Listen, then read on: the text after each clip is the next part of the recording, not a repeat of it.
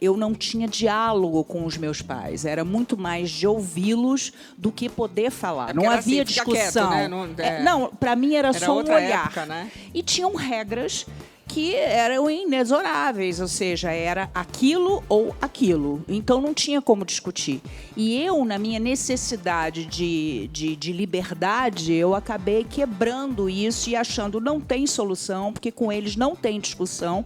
Eu sempre sagitariana, sempre livre, sempre comecei a trabalhar com 12 anos e tal. Falei, vou, depois dessa aula de teatro, que foi dita ali, que foi de improviso, que eu vi minha mãe ali na plateia me vigiando. Mas será que ela estava vigiando ou ela estava vendo? Não, estava me vigiando. Tanto que ela falou, não quero que você faça mais, porque essa história de ser atriz, isso não vai funcionar e tal. E aí eles foram dormir. Quando deu 1h da manhã, eu peguei uma mala enorme, não tinha aquela época, não tinha rodinha, imensa a mala, enchi com o que eu pude, deixei uma carta para eles dizendo que eu não aguentava, olha só, gente, 16 anos, que eu não aguentava mais, que eu precisava de liberdade, que eu precisava viver minha própria vida.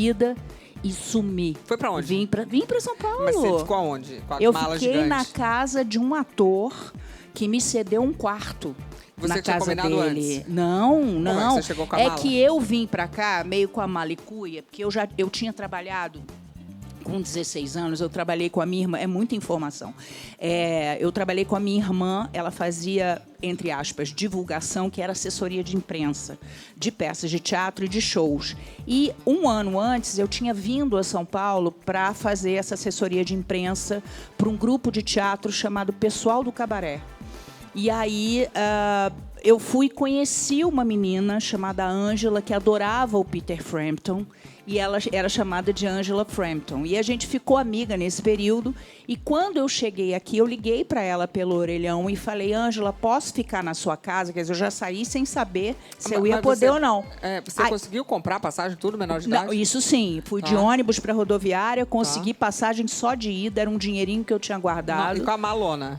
E a malona. E aí eu cheguei aqui em São Paulo, liguei para ela disse que não dava para ficar na casa dela e me apresentou um amigo dela que me deixou ficar nesse quarto. Imagina se você não tivesse esse amigo, como é que ia fazer?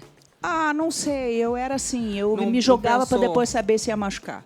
Porque quando a gente é nova, a gente é assim. Nossa, né? Completamente inconsequente. E aí você passou quanto tempo sem falar com seus pais? Fiquei quase 1 mês. E eles? Aí eu liguei para minha irmã, que mora aqui em São Paulo, que é a minha irmã mais velha, que é a Irene. Falei, Irene, eu tô em São Paulo e tal, tô na casa de uma pessoa muito bacana e tal, de um ator. Ele me acolheu aqui.